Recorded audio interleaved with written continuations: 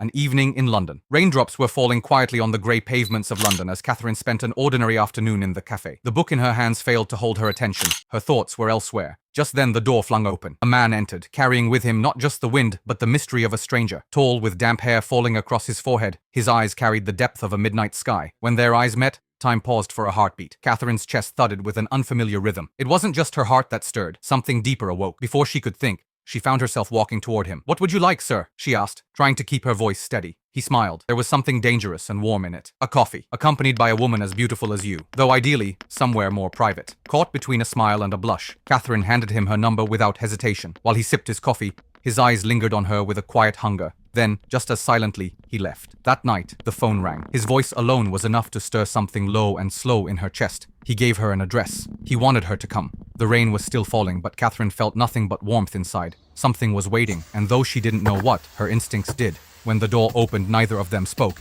They simply stared. Hands reached out, not for shaking, but for pulling each other closer. The coat, then the sweater, then time itself fell away. Gentle touches, eyes that called to one another without sound. Inside her chest, it wasn't butterflies. Storms were taking flight. As they moved toward the bedroom, words became unnecessary. He brushed his fingers along the curve of her neck, and even the ticking clock seemed to halt. Her clothes slipped away, one by one, until she was standing bare before someone unknown, but also strangely familiar to her desire. The night was long, deep, and quiet. As raindrops tapped the windows, a different rhythm echoed inside.